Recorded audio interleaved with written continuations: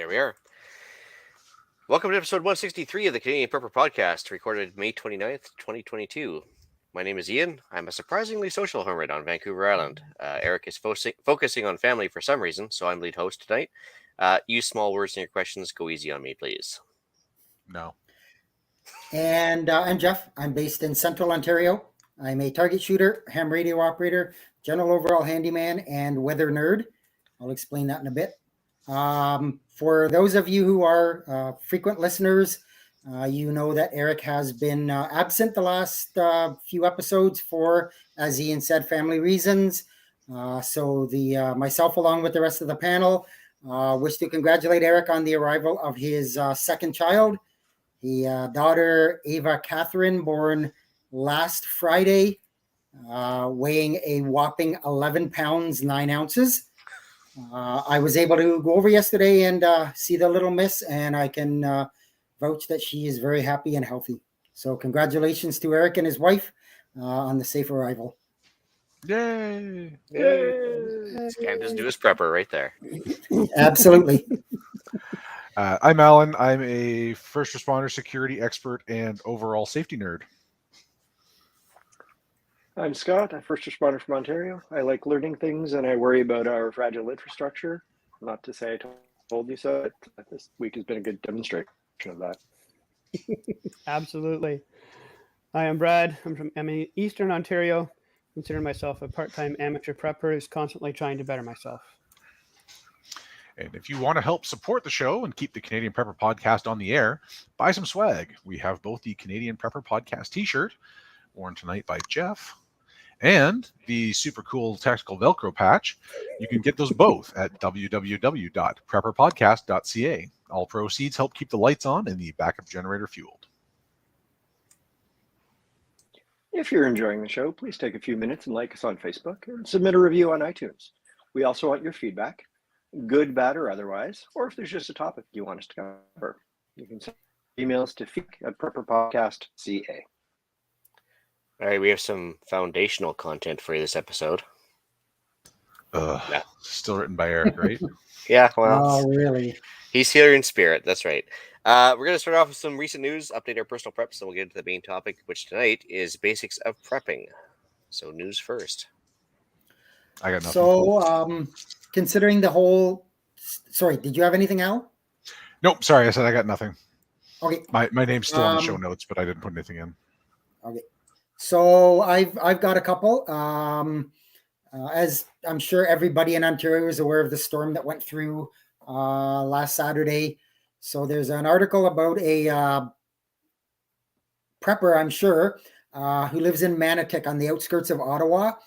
And he basically, his house is basically a microgrid. He's got some Tesla backup batteries, solar panels, you name it. And he opened his house to his neighbors to allow them to come in and charge their phones, their laptops, do whatever. So I thought that was great. Brad made a mention that apparently there was also another gentleman who was basically driving around in his truck with a generator in the back and offering to power anybody's fridges or freezers for a couple hours and was just moving on down the street. So kudos to everybody who helped their neighbors. That's what we're here for. So It is the kudos to all Canadian of way. them. Good for them. That is the Canadian way. Absolutely. Good for them. Yep. Absolutely, Canadian way. Yep. So out of the storm, there were 3 confirmed tornadoes throughout Ontario, 2 EF1s in London, and an EF2 in Uxbridge. Ottawa, while their damage was severe, it was not a tornado. It was determined to be straight-line wind damage, but the wind speed was equivalent to an EF2 tornado. So tomato, whatever, it doesn't matter, tornado or not, there was extensive damage. Very extensive. The last report from Hydro 1 still reports 20,000 without power. Most of that is Eastern Ontario. Ottawa Hydro still says they have about 12,000 without power. So that one in Ottawa, was that the one that they called the derecha or whatever? Are there the new word, the term? Yeah, they called the whole thing the derecho, or however you pronounce it. Yeah, which was just basically a straight line extended length windstorm is basically the long and the short of it. So, They're I mean, no matter Creating where you are, unusual like I names said, for the sake of having unusual names. Well, I think Yeah. it's Spanish for like right hand, isn't it? Like, it's izquierda and derecha. I think, or is that misspelled? yeah, I don't know. I'm not sure. So something I'm hoping to be able to post a little bit. I've started it this week, just to be quick. Is if I'm aware of any weather updates or anything that people need to be aware of, I'll try and throw something in the notes. So anybody in southern central Ontario, probably over to eastern Ontario at some point, Quebec, I'm sure the northern US, New York, Michigan's probably going to be in this for a heat wave.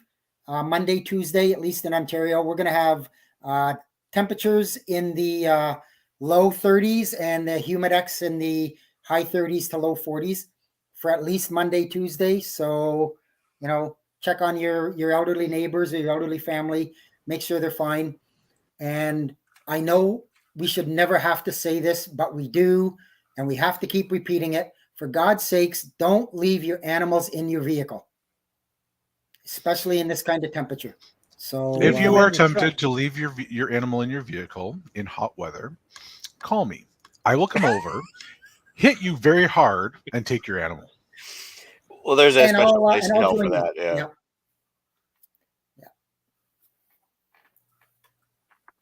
Scott? So going off the weather story, I had a really interesting article talking about how much damage actually happened. So all hydro was saying they've had to replace 325 hydro poles that were damaged by a straight line wind. Typical year, they replaced 340.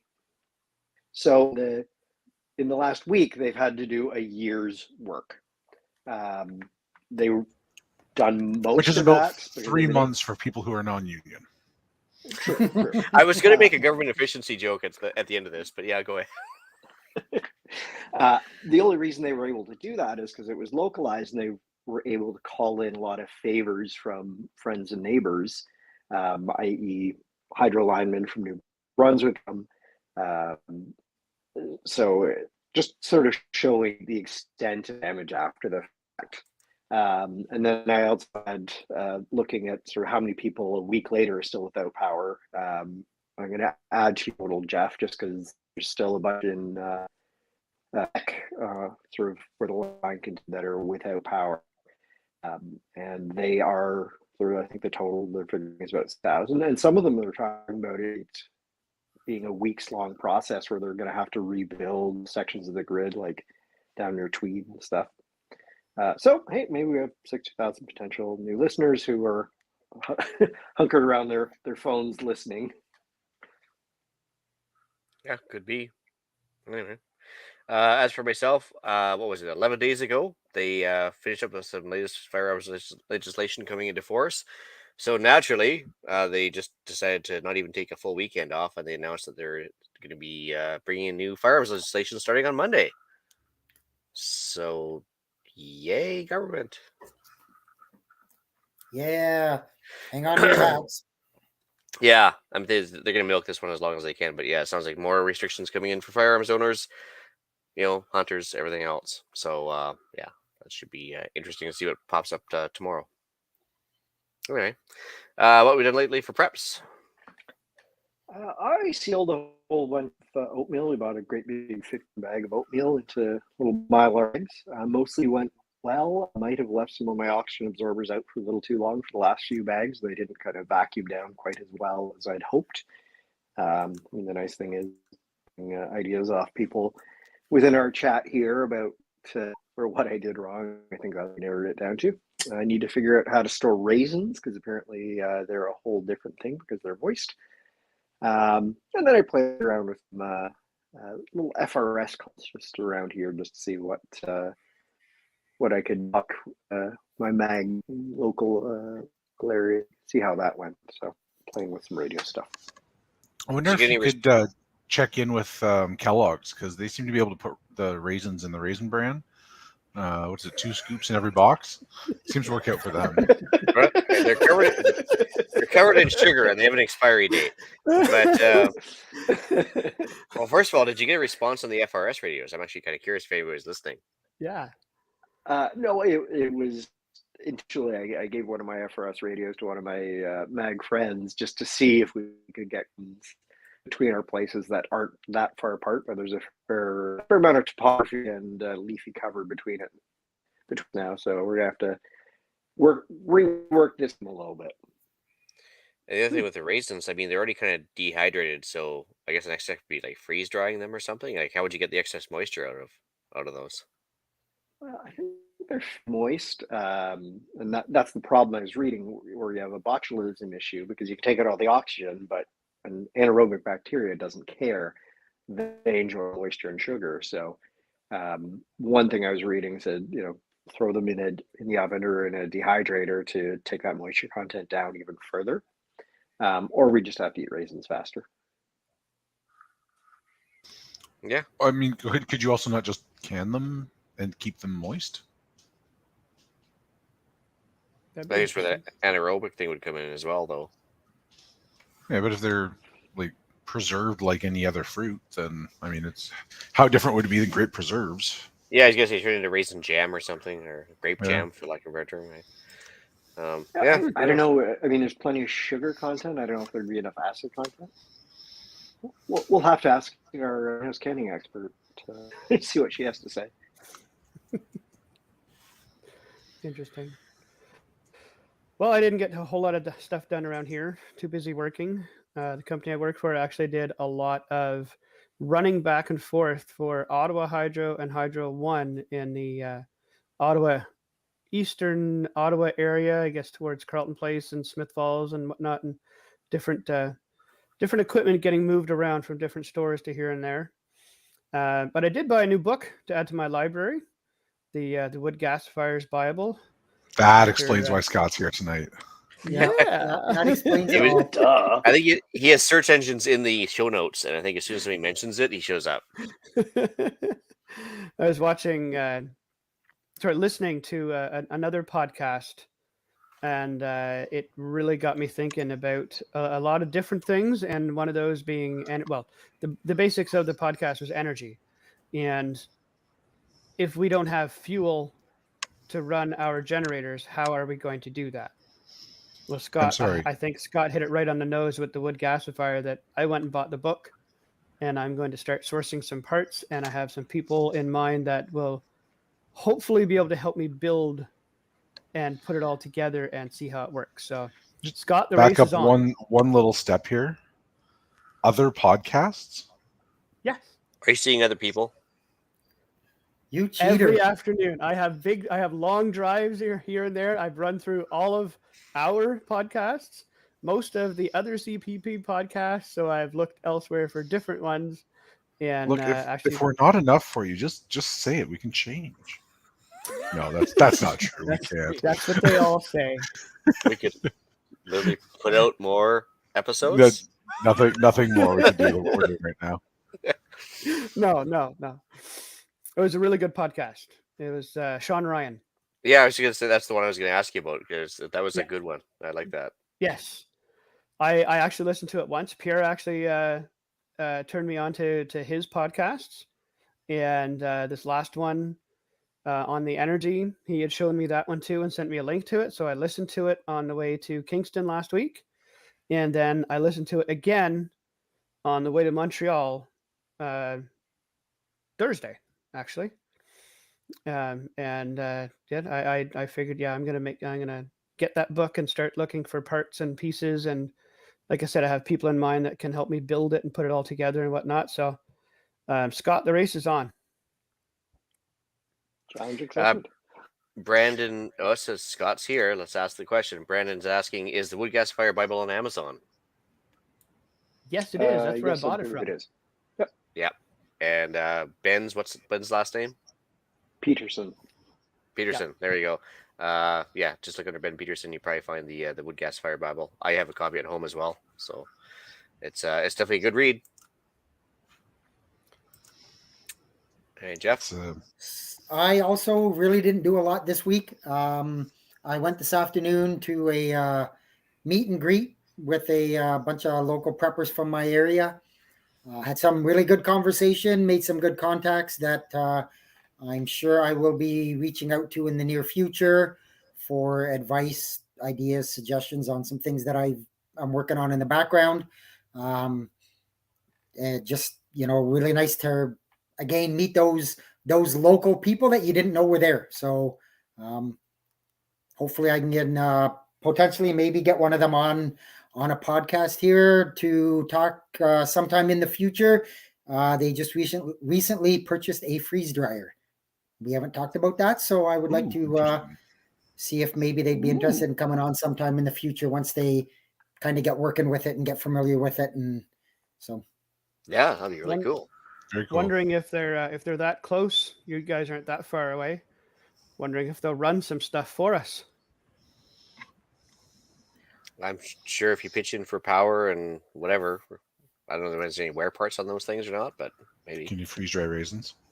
Well, we know you can freeze dry coffee, that's for sure. So, and apparently, which I did not know, which was the first thing they did, you can freeze dry Skittles, and All apparently they are very good. freeze I believe dried that. Skittles. Freeze Yeah. dried Skittles. Yep. There's a All right. little artisan around here that freeze dries all sorts of candy, and it's really texture and really tasty. So they take like gummy worms and freeze dry them, and it's really neat. Wasn't this an episode of Friends? Oh no, that was a dehydrator. It was a food dehydrator. That one weird roommate that Chandler had. No, just me. Oh yeah, he was a weird roommate. I remember that guy. Yeah. Kept dehydrating food, and anyways. And so you just dropped a 90s reference. I was going to drop an 80s reference here in a second, but I don't know if anybody would even get that except for Scott, maybe. But anyway, did we ever see the movie Pee-wee's Big Adventure? It's a cult Twice. classic. Yeah, it's a cult classic in its own Time, but I know the movie. Okay, so do you remember when there's a big fire and Peewee has to save all the animals and he's in the animal shop and he keeps running back and keeps running by the snakes and going later. And he rescues the rabbits and he goes by the snakes and gives them a pass and goes back and anyway, long story short, I was kind of like that with me in the greenhouse. So I had this greenhouse half built on the property for about the last 3 weeks. And every time I walked by it, I was like, later. I can't deal with this right now. And I'd walk by at the end of the night and be like, I don't want to deal with this because just the instructions were horrible and everything else. Finally, I buckled down, got the greenhouse built, and it actually went up fairly painlessly, except for the very last window, which was the one that opens and closes with heat. It's got a little beeswax shock in it. And that thing, I think I was almost ready to pitch it into the ocean at this point. But yeah, finally got it done, and we're happy it's there. So now we're gonna start putting stuff in there. Hopefully, we'll extend the growing season a bit. So that is good. And let's see here. I had the woodshed was what was actually holding the pieces for the greenhouse, and so I couldn't do anything with the woodshed. Once the greenhouse is built, the woodshed is empty. So I was able to paint that. Get ready to put the next season's batch of wood in there because I burned more than I ever have before. So I definitely want to overstock it this year. So that's the next step for that. And now, speaking of generators, as we're about to talk about those, I had this rinky-dinky old $40 trailer I had set up for the generator that I was going to carry down to the pump house in case of power outages and run it back up and down the hill over the rocks and everything else. And it was basically running on 2 wheelbarrow wheels. And every time it sat for too long, it would either go flat or bust a tube because of the rocks or plywood it was sitting on or whatever. And plus the generator's super heavy, so it'd keep on blowing out tires. And so I tried those solid foam ones, and they blew out. They actually went flat, and they wouldn't regain their shape. And then so I finally gave up on this. Yeah, thing. but it's only flat on the bottom, Ian. Yeah, you just pull really hard, and the wheels will work for 3/4 of the time, and then go. Yeah. Anyway, but so I finally gave up. So I had a old ATV trailer. I had basically beaten the crap out of it the last 5 years. So I just turned that into the new generator trailer and bought myself a new ATV trailer which is my farm tractor, and spent like a day kind of modifying the old ATV trailer to hold the generator, and now it's like good for like off-road specials that 12-foot boulders type of thing over no problem and everything else. So I can definitely get down to the pump house. The wheels shouldn't go flat, and I'm a little better peace of mind going for the backup generator for the water pump, which is the big weak spot in our acreage right now, because basically without a 220 system, for the water, we're kind of hooped. So that's what the big generator's for. So long story short, a little more reliability on that one. And then today was shearing day. So once again, I got a few friends around. We pretended to be farmers for the day. And yeah, we're down to 2 alpacas. So I would almost call it like shearing hour. But nonetheless, it was still a good time. Yeah, got those 2 taken care of. And yeah, just had a little bit of a get together with like-minded folks and made some good contacts. And that was that. I had to head off to work. So here I am. Through this week, I didn't do a whole lot of prepping things. I did run some maintenance on my generator after having run it for a couple of days last weekend. Then this weekend, however, I did actually went out and took a tracking course, which was a whole lot of fun. And that gave me an opportunity to actually camp for a couple of nights. So I shook out some kit, haven't, slept in a tent in better part of 2 years. So it was nice to be able to go out, do a little bit of solo camping, and just kind of remember how little I really need to get by for a weekend. Which also gave me the opportunity to chat with some other local search and rescue people and kind of improve the network a bit. So that was my weekend. Awesome. All right. Well, I guess it's time to move on to the main topic. Scott. Oh my God. If you aren't already 1000% prepared, you're already dead. Just kidding. We just don't know it yet. Reasonable podcast. We're the reasonable podcast. We don't freak out. Originally, we'd had a different topic planned for this week, but considering the hundreds of thousands of people that have been without power for days and days after last week's big windstorms in Ontario, Quebec, and some friends in Alberta that were having some power issues, we figured we should revisit some of the basics for the benefit of newer listeners who may have realized the value in being able to look after yourself and your family's needs.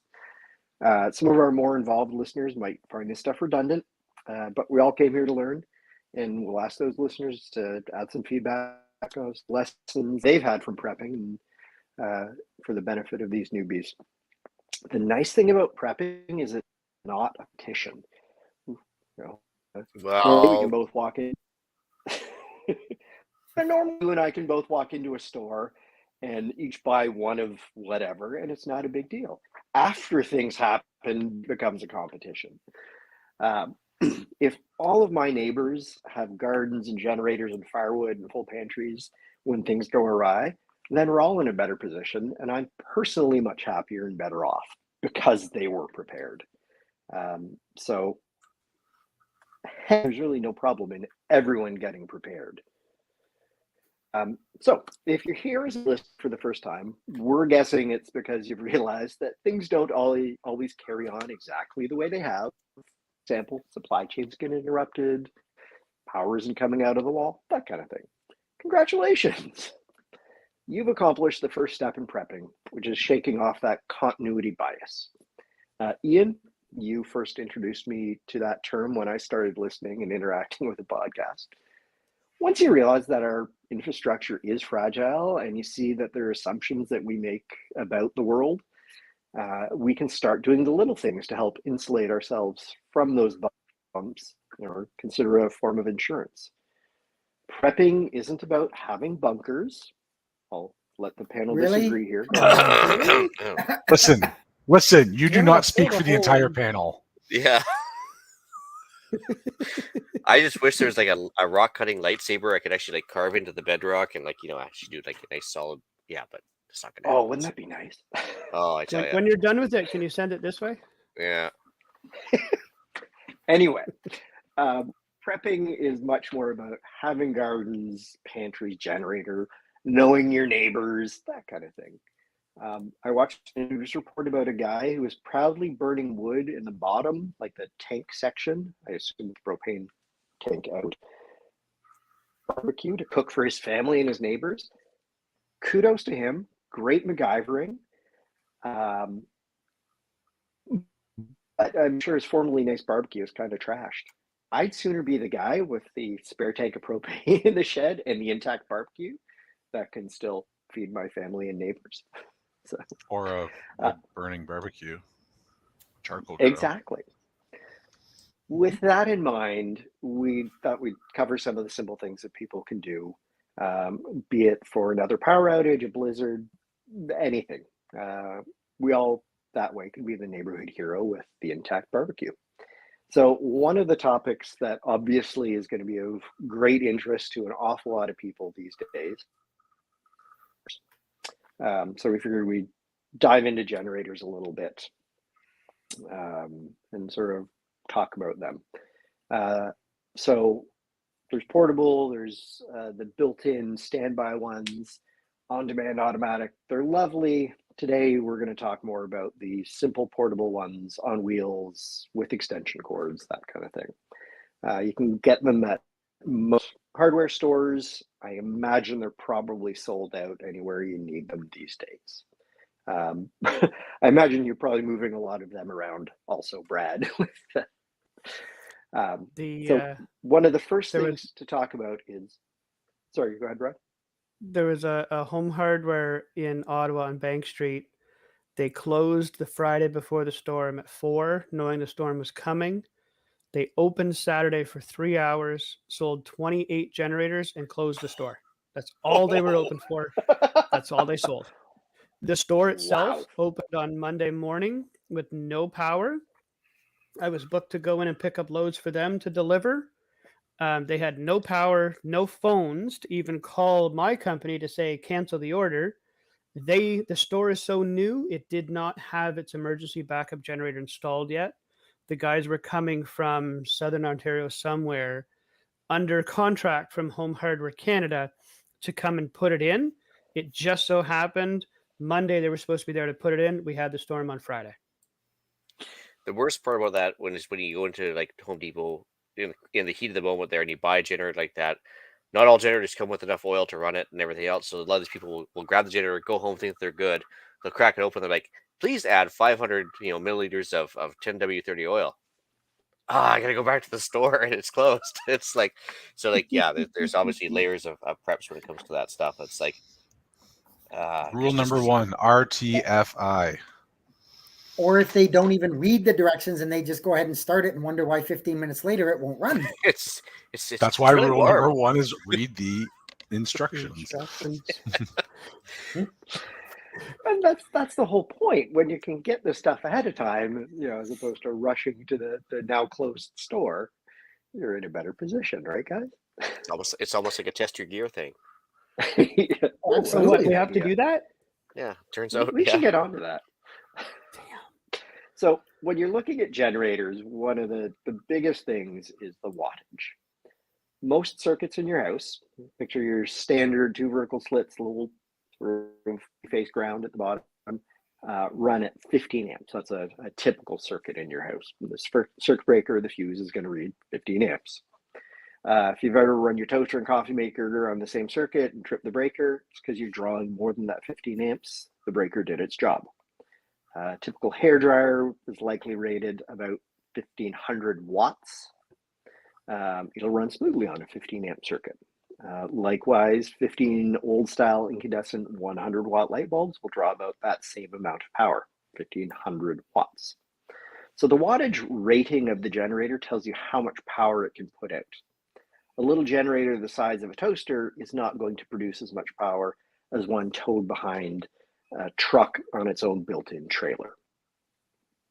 So that's true.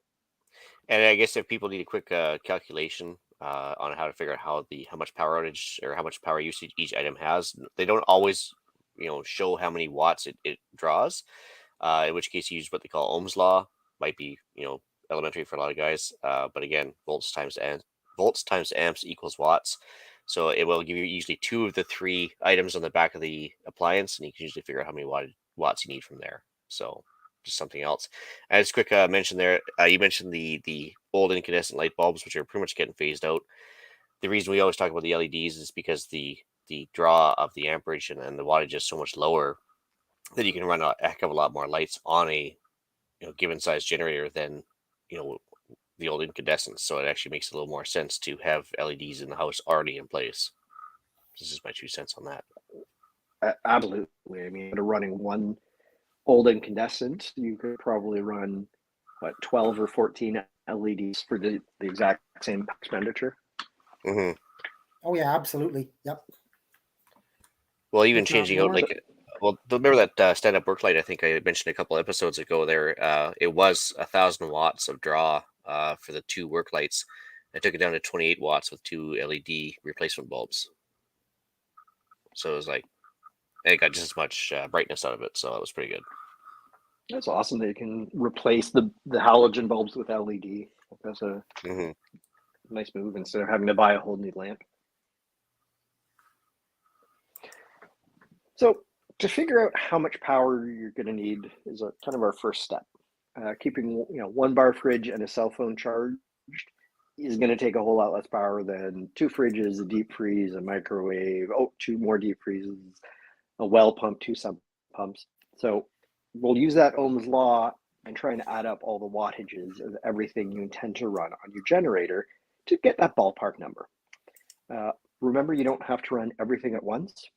A deep freeze will keep cold for hours and hours. If it's nice and frozen, unopened, you can just unplug it, plug in the fridge, whatever, and they'll both be happy. Obviously, it's more work, but that's what we're doing. And most size of your generators, I mean, unless you've got a very small, like a 1,000 watt or something, you'll be able to run your fridge and freezer. As long as they're not like 40-year-old things that take 1,000 watts just to start up. And you'll get into the, the starting watts versus running watts thing. But I mean, you don't need a humongous sized generator. You just need something that's going to do its job and you're not going to overtax it. Yep. So most of the portable retail generators are in the 1,500 watt, 10,000 watt range. So 1,500 watt, think of it as a single circuit. So that should be fine to run your fridge, that kind of thing. But if you're trying to run more things with that little generator, you're going to have a lot of problems. Some of the home standby units tend to have higher wattages, but we're not really going to talk about them because they're kind of the core built-in gas line. Lovely, but not really what we're covering. Voltage is also a concern. Some of the smaller units typically do the 110 volt that your house runs on, but certain appliances may require 220 volt. My well pump needs 220 volt, so a small generator wouldn't be able to run my well, which is something that's important. So have to bear that in mind for your choice of generator. Jeff, you've alluded to starting watts versus running watts. Certain appliances, typically anything with an electric motor, needs that higher wattage to start the motor. If you've ever been in a house with like an old bed that has a big draw, and when you hear it kicking on, the lights dim for a sec, that's that extra draw to the. Most generators are made to handle a little bit extra. So those 2 numbers, they'll do the starting watts because it's the bigger number and it sounds more impressive, and then the running watts that it can keep going for that continuous service while it's up and running. Yeah, and I guess the other thing to keep in mind too is that nobody says you have to run your generator constantly. You can always run the generator for a few hours, get your freezer refrozen, and your phone's charged or whatever else you need to do, and then shut it off, and then wait a few hours, then start it back up again. Because of course, if you run the generator constantly, you're gonna be running through your gas supplies a lot faster too. That's exactly what I did last weekend. Thanks for stealing my thunder there, Ian. I had that further Oh down. no, sorry, man. Oh no. Yeah, so I'll just touch on that now. It's exactly what Ian said. A lot of your smaller generators are not designed to run 24/7. They basically have the same motors, your lawnmower, your snowblower, your rototiller, stuff like that. And they're just not built robust enough to run 24/7. I do exactly what Ian said. I run on a 5-to-1 principle. When my power's out, I'll run for an hour. I'll run my generator for an hour. My fridge is plugged in. My freezer's plugged in. If I want to see what's going on in the world, I'll turn my TV on with my cable box, or I'll plug my my internet router in. I'll do that while the generator's running. I do that for an hour, shut it off for 5 hours, and then go back, run it for an hour. As Ian said, you're going to run through all of your fuel, and then what? And they're not designed to run 24/7 like that, and you'll just end up having more problems down the road. Well, and alluding to that, when you read the manual for a lot of small engines, generators, your snowblower, that kind of thing, it talks about doing an oil change every 100 running hours. Compare that to your car where it's 8,000 kilometers and hundreds and hundreds and hundreds of hours. Well, especially they don't even have oil filters, right? They don't have any means to keep things on the clean side, right? Yeah. And again, you're right. There's no filter there, and there's no all of them are air cooled. There's no water cooled. You get into the bigger, like the home standby generators, which we're not talking about, but they're all or at least for the most part, are water cooled. So that heat's going to build up, and what happens when that heat builds up? Your oil breaks down a lot faster. Yeah. So, can we jump into this question from the YouTube chat from Wellesby? Because I'm assuming it's that one. That's the one. Good Lord, please don't do this. So here's why. When you run a double-ended male extension cord off the generator into an outlet, it does energize everything in that circuit, and it's just that circuit. So it wouldn't even be your whole house, but it's just that circuit. The challenge with that is you also run power back into the grid from that. And that means that the people that are working on your power lines to restore power are now put at risk. And if you don't like how long it's taking to get your power back, wait till one of them goes to the hospital and then see how quickly they work. Or how quickly you have the police come to your door. Well, you'll have a visitor anyway. Yeah, it's also incredibly illegal, exceptionally dangerous. That's second only to actually running your generator indoors. Okay, I'm actually just going to play devil's advocate just for 1 second. I'm just going to ask a question only because I don't know. You take your home main circuit, right, your 100 amp circuit breaker, and flip it off, and then do your double-ended thing, assuming that that's what he's talking about. That should still isolate it from the grid, would it not? No, because the neutral will still run back. Oh, well, there you go. So I did not know. Learn something new every day. I have heard of that situation. Somebody made a double-ended male cord. When they wired up the outlet on the wall outside, it went to another one on the inside that was an outlet as well. It was specifically designed just to be that. It did not have any other wires running to the panel. So you could plug the generator outside and plug something on the inside and have power inside instead of getting one of those, like I have that Reliance through the wall thing or the whole home hookup, whatnot. That's the only time I've ever heard of it. And an electrical inspector even said, that makes sense to me. It does make sense. There's actually, Jeff actually put it up, I don't know, a while back after I think back last year when I had another power outage and I ran my generator.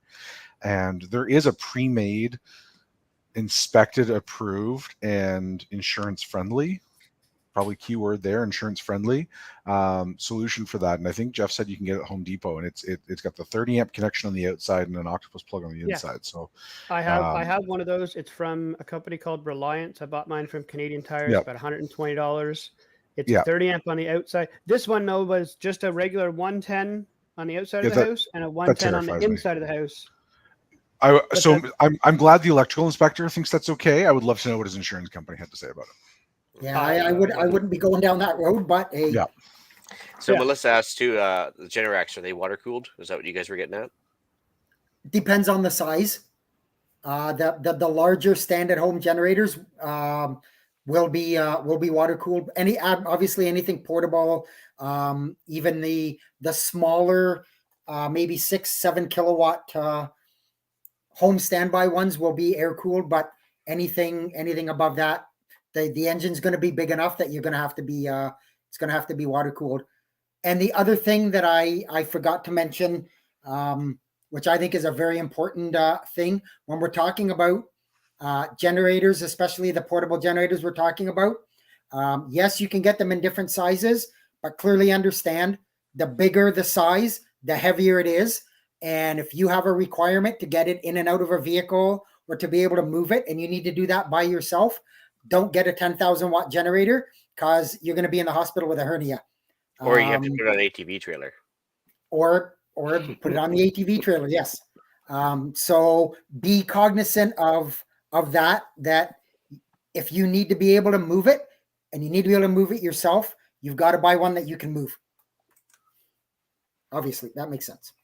And the higher the fuel burn too, right? So if you overkill the generator, and overkill is the best kill, don't get me wrong, but there's no sense if you only have like a 2,000 watt requirement and you get a 20,000 watt generator and you burn through your gas 10 times as fast. There's not much point, right? It's just silly at that point. Yeah, and we'll get into that a little bit when Scott talks about or when we talk about the different types of generators and how one's much more efficient for that than the other. Cool. A 10,000 watt generator on wheels is probably 200 or 250 pounds.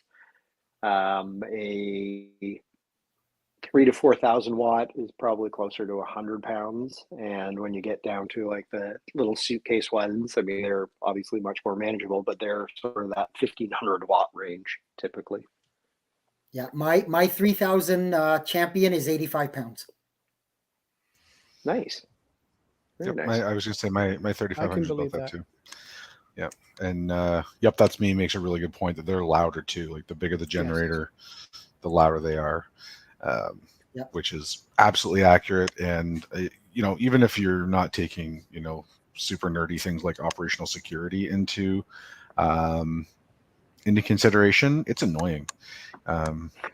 We had probably 40 generators running in our little town, like our neighborhood. Most of them were running all day and all night, and it was loud enough, even though there was no traffic. It was enough that you noticed it. So, as much as you need is good. More than you need is probably not good, with the exception of those little like Honda inverter types, because those run really, really quietly. Well, they also run down when your draw goes down. So, like with the Honda EI series, if you're not using power, it automatically just cycles down, which is great, and super quiet. Well, nice. we were going to discuss that further down, but we've jumped into that, which is the inverter versus a regular generator. So my 3,000 watt is an inverter, as Ian says. It throttles itself up and down depending on the load you put on it. So A, you're saving fuel. B, you can stand around it and carry on a conversation at full speed. Most of the normal conventional generators run at 3,600 RPM, and they run a standard 3,600 RPM, and they put out whatever their maximum allotment is. So if you've got an 8,000 watt generator, it's putting out 8,000 watts. Whether you've got 100 watts plugged into it or 7,000, it's still putting out the same amount. So if you're not going to use that much, you're just wasting fuel. Yeah, I think the reason the champion types like the Screaming Demons there, they have to spin at 3,600 RPM in order to maintain the hertz, right? That's what they're trying to go for is by spinning the magnets around at a certain speed, they get a certain hertz frequency on the power settings. So they need that's and you're right that gets them the 60 hertz cycle. That's another beauty of the inverter generators is the generator produces 12 volts, and then the inverter inverts it. Obviously, that's why it's called an inverter to 120. It is much more of a stable electricity. If you watch, they call them sine waves, pure sine wave, modified sine wave. Inverter generators are as close as you're going to get to a pure sine wave. They are much easier on the compressors and all that stuff in your fridges and your freezers. They're much easier on your sensitive electronics, your laptops, your TVs, that kind of stuff. The conventional generators have more of just an up and down an up sine wave straight across that drops down instead of doing a loop of a gentle up and a gentle down. So that hard hit to get it up there, and then the drop off is really hard on your equipment. So you're saying the power is dirty. Yeah. It's dirty power. Very, very dirty. Dirty power. All right, carry on. I won't derail the conversation. In terms of the fuel types for generators, we sort of alluded to it. Gasoline is your typical one. Propane probably a close second. There are generators that are dual or even tri-fuel, and with settings can run on different fuels. They'll have different wattage ratings for the different fuels. A diesel VW Golf with a similar gas tank to the gasoline version is going to drive a lot farther because diesel has more energy density. Please don't put diesel into your gasoline engine or vice versa. They're different equipment. So diesel has more energy density than gasoline, that has more than propane, has more than natural gas, that has more than wood gas. So generator on different fuels will produce more power depending on how much density you're feeding to it.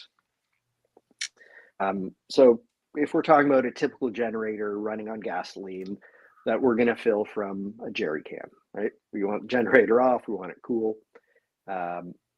It is more problematic, gasoline storing propane.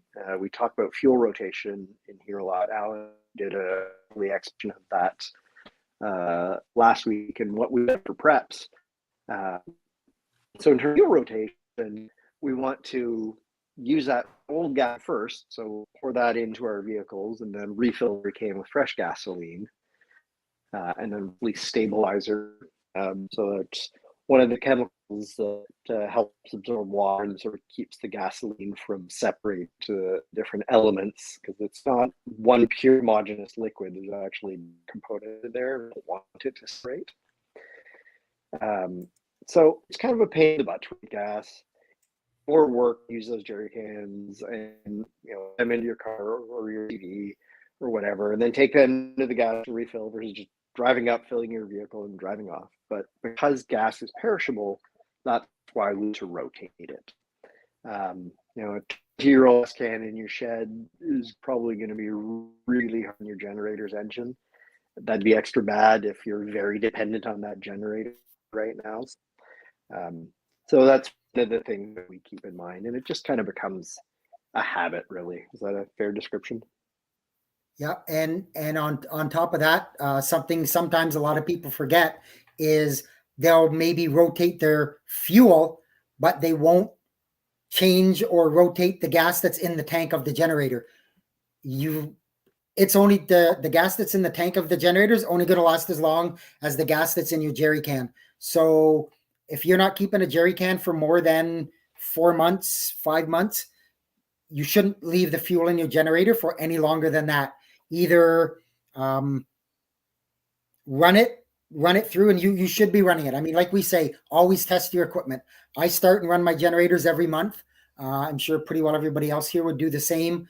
But you also have to be cognizant that if that fuel's been sitting in your generator's tank for a long, long time and you haven't changed it out, chances are very good when you need it, it's not going to start. Well, I think that's where a lot of people run into problems, right? They buy the generator, they get it set up, and they just walk away from it. Then when the time comes, they expect it to run as new, but it's not going to happen. But that's why for aftermarket stuff with the Honda, you can just pour it out, literally, because you can lift the generator up and just empty the gas out. But the Champion one, I ended up installing like an extra big fuel line. It's easy to remove, and then I basically just take it right off right before the carburetor. Drain the whole tank out just to rotate the entire tank. And then also you don't want to leave gas in the carburetors for most of these things, because then those come up the carburetor too. So ideally you have a fuel shut off, you let the carburetor run dry and then drain the tank later. Yep.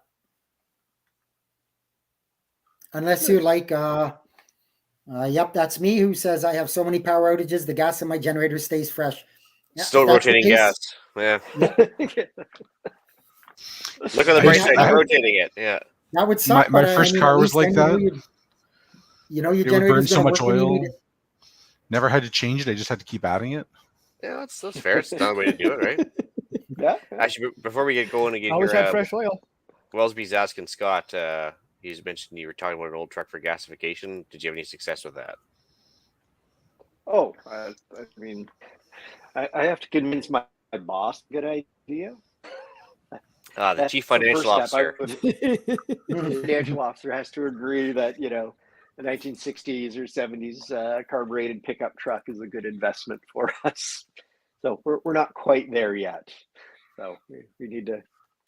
We'll have a few more disasters and see if that'll convince said financial officer. Keep pushing. Just gotta wait for the flaming guitar times, and then you'll probably get an older vehicle. No problem then. Weld on some spikes and stuff. That's right. Get some leather on. Anyway. So talking about shopping for generators, one of the things they advertise is the runtime. Typically, they'll describe it as how many hours the generator will run on a full tank running at 50% load. The car analogy being, if you're driving uphill, i.e. a heavier load, you're going to burn more fuel. If you're driving downhill, you're burning less. Consider 50% an equal component of those two different cars driving on flat ground, i.e. you can sort of make a comparison between the generators for, if that 20-liter tank buys you 8 hours, great.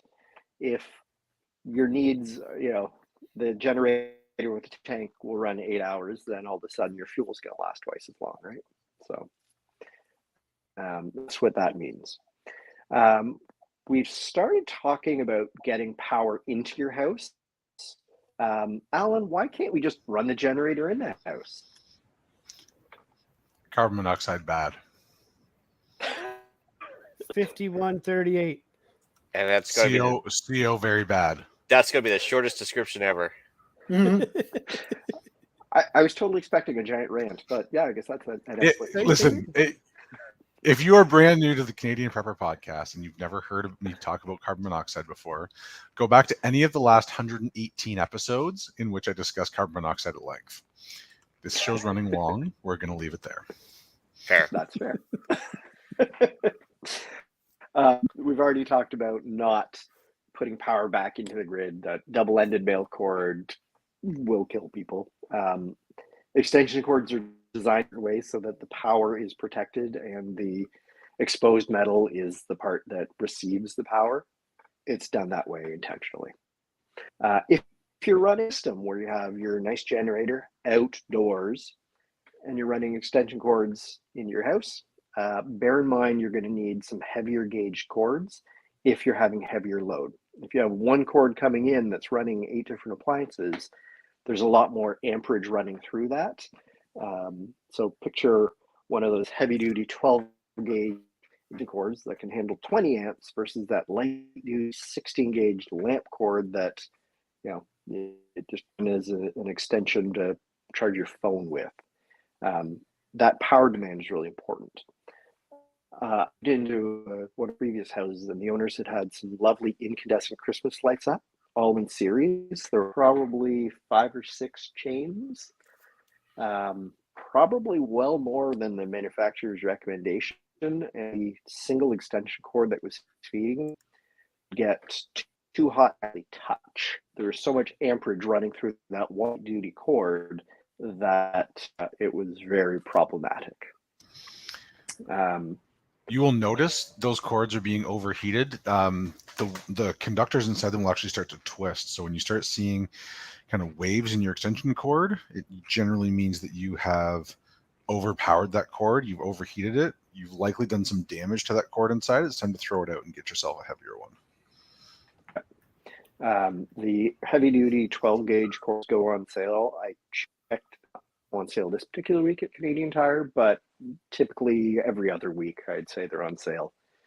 So depending on the setup you're picturing, if you have 1 or 2 of those cords coming into the house from your generator, one going to the kitchen to feed your fridge, your deep freeze, another going down stairs to the basement, great. You just have several of those heavy cords rather than trying to run it all off one single light cord.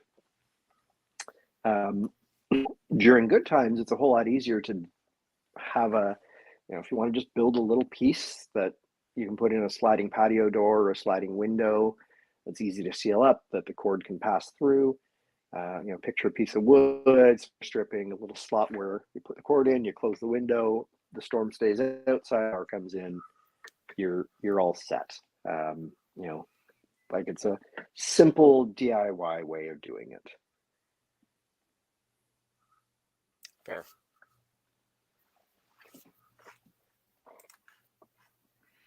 Jeff, did you want to talk about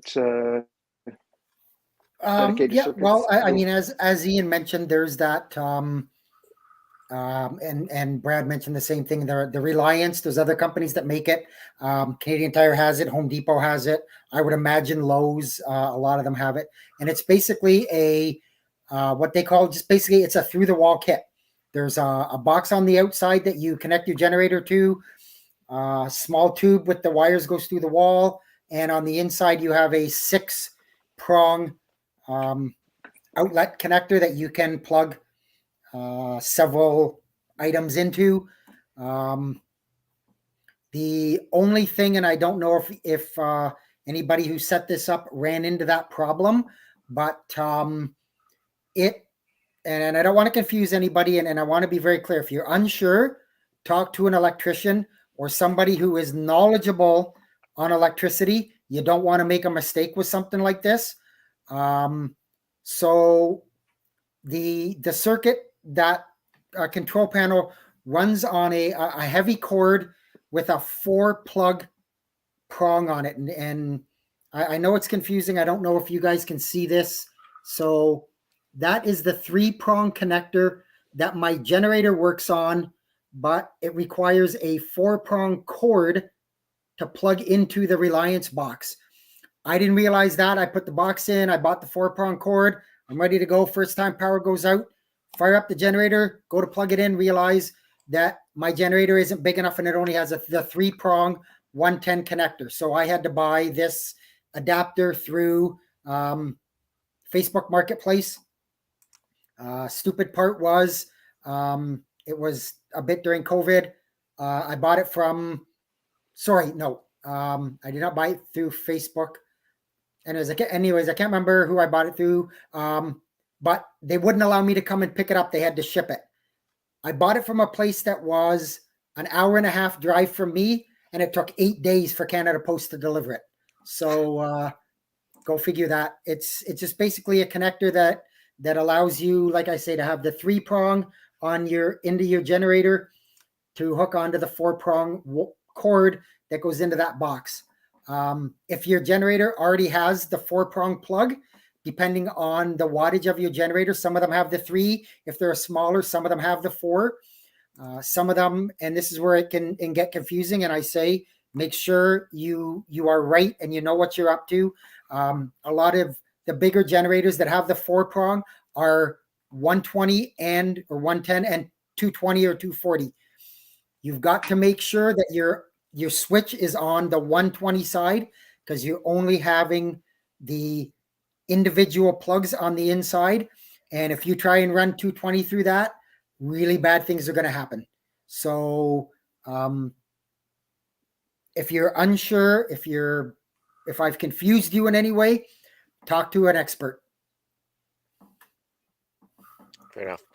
Maintenance items, I guess, in order to stockpile ahead of time as well. Somebody mentioned, I think, Jeff, did you make a list of this stuff here? Sorry, what do you mean? Oh, sorry, for maintenance items, you said oil. Jumped ahead a little there, Jeff, or Ian. Okay, sorry, I thought you guys were all done there. Oh, carry on. No, we got lots to talk about. Okay, fair enough. One of the other options is having an electrician wire in dedicated circuits. Tends to be fairly expensive. Another option is single circuit manual transfer switches. There's a link in there for the Easy Generator switch. Picture a 2-gang electrical box. So that's a square, maybe 4 inch by 4 inch. Half the front of it is a male plug. So you can plug your powered female end of the extension cord into it. The other part is a switch where you can choose between, i.e. utility, or generator power, or an off option. These are designed to be hardwired into dedicated circuits in your house. There's certain things that are by design made only hardwired. Your furnace is a perfect example. There is no plug to take out of the wall to stick into your generator's extension cord. By adding a manual transfer switch, you choose where the power, that downstream appliance gets its power, either utility or from the mail plug, so you can't send it back upstream and add power to the system that way. Look around your house, because you can't unplug your furnace. So if you don't do something ahead of time, you're going to be knackered even if you have a lovely generator. Another option that I have is called the GenerLink. It cost me more than my generator did, but it's way cheaper than rewiring the whole house. It's installed by an electrician between the meter and the meter box. Has a plug in it that allows my generator to feed power into the main line of the house.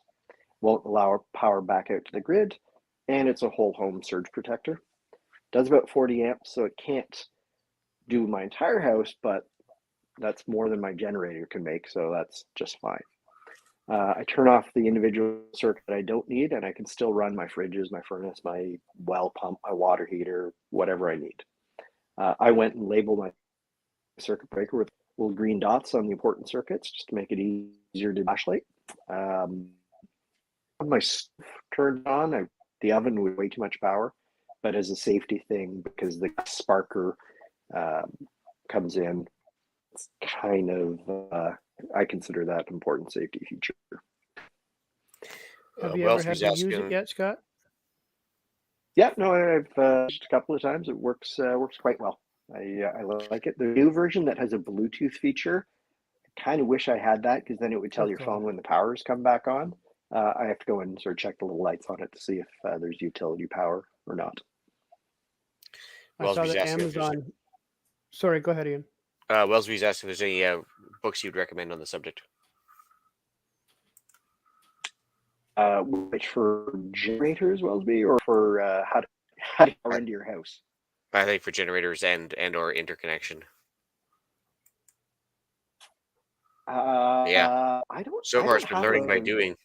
I mean, I've got the, I guess if you want to call it the 1, 2, 3 basics of electricity, and it's a book. I bought it at Home Depot, and it more or less covers how to wire circuits and stuff like that. It's your basics. I mean, it's not by any means an advanced book, but for the most part, anything you need to do will get you what you need. So troubleshoot a lot and give you basic circuitry. Yes. Yeah, I've got something like that. My dad has the old Reader's Digest, big, like rectangular book, hardcover, huge thing, weighs a ton. Loves that thing. You should also be aware that at least in Ontario, it's illegal to do any electrical work on property that you don't own unless you have a contractor's, like an electrical contractor license. So that would be another thing to consider. Yeah, everything's illegal in Ontario, though. Yeah, pretty much. Yeah. All right, we'll go next. So Wellesby also asks, is his main concern is his well pump. I will tell you what I did, whether it's legal or not. I'm pretty confident it is. Anyways, mine is a 120 or 110, just regular well pump, and it was plumbed into, obviously hardwired right into the electrical system. I obviously shut all the electrical off and switched it to a heavy duty plug. So it's a plug in, so it plugs into the same circuit. But when the power's out, I just simply unplug it from that, plug it into a properly sized and capable extension cord, and run that off my generator. Yeah, so that would be a perfect example where doing a manual switch on that 110 circuit would mean you could plug in your 110 well pump from your generator just by plugging in a simple extension cord. My well pump, my sump pumps, my furnace fan, and my hot water tank fan are all plug into the wall, so I can unplug everything, plug it into extension cord that runs over to that Reliance through the wall thing that plugs into my generator on the outside, and I am good to go. Nice. So I'm going to touch on all the different plug types, and all of those Time Life, Home Depot 123 books are fantastic for this because they show you the little pictures. When you describe a plug, most of us picture two parallel lines, one's a little bit longer, a little frowning face under. That is your standard 15 amp plug, right? If you pull your stove out from the wall, hidden behind it, you're going to find a much bigger plug that does a whole lot more voltage and amperage. And it's completely different, so you can't accidentally plug your toaster into it. They're done that way by design, right? So the voltage and the amperages work that way. So if you're looking at your generator, a smaller one will have those standard wall plugs you're used to. When you get into the bigger ones, they start having the fancier ones, like with 4 prongs instead of 3. 3 typically means 110 volt. 4 typically means the 20. They can be higher amperage, like Jeff was showing with that twist, right? So that they have different features, right? Big heavy cord that's running from your generator back to your head, to your RV. It's a heavier wire, heavier plug sense. Great to shop for those extension cords or adapters or RV dealers and the RV section in different hardware. So that's probably somewhere where hopefully you get it without having to wait 8 days in the mail, Jeff. Be prepared to pay a little bit more in those RV stores, though. Oh, absolutely. I found that Amazon and Home Depot were cheaper than the RV dealerships in my area by a lot. Yeah, I did that this plug adapter that I got, I couldn't even find it anywhere. I went to like 4 different RV places, Home Depot, all of those places. Nobody had it. The only place I could get it was online. And I luckily found this one place in Ontario that had it. Everywhere else, I was ordering from the States, and I knew I was waiting weeks. Oof. I can definitely understand that. Noisy generators, it's a thing. I mean, you alluded to it, Alan, when the entire neighborhood is running on it. We did have a little discussion offline where people who were receiving noise complaints from neighbors during the power outages. Apparently, a lot of municipalities have specific exemptions for noise bylaws for generators running during power outages. So check your local area. The other option is if you offer to rescue your neighbor's deep freeze with your generator and an extra extension cord, they're going to be a whole lot less likely to complain about the noise from it.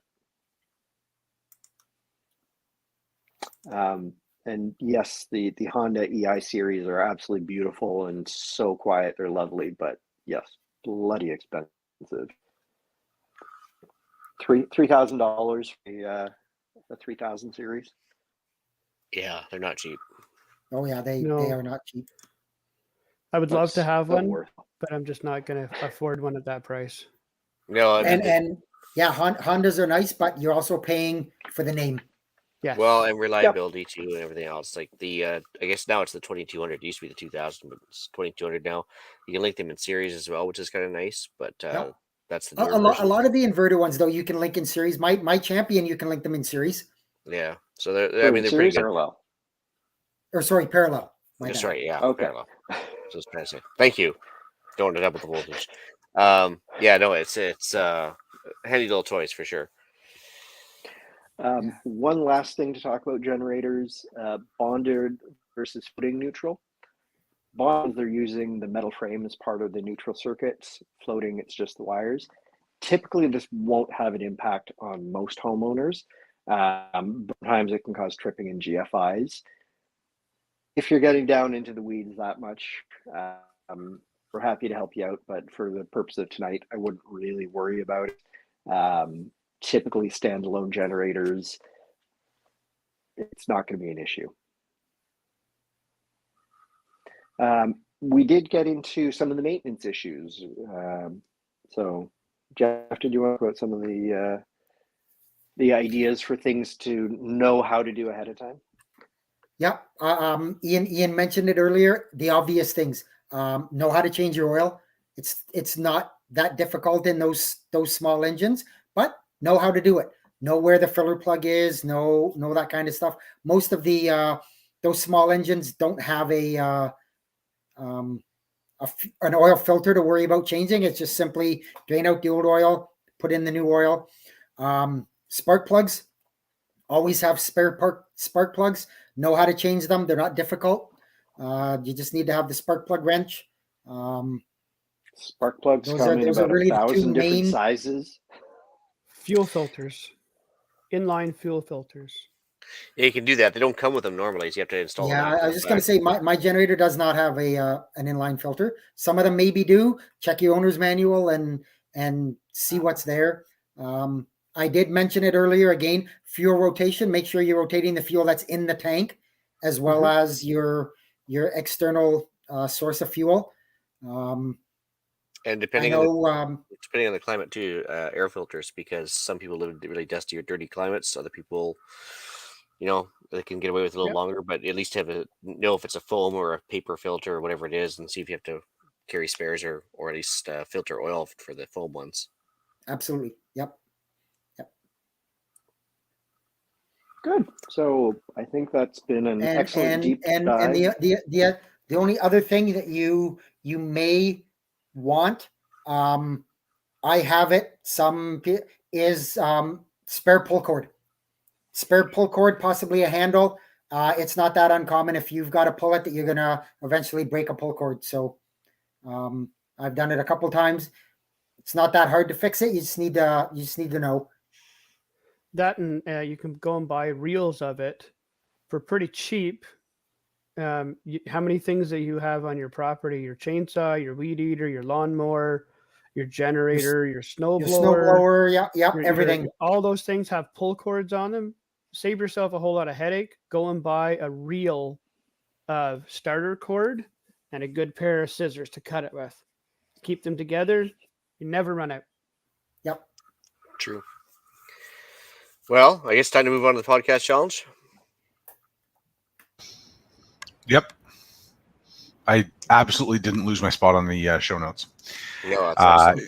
If you are new to prepping, reach out to us, join the Discord group, ask as many questions as you like.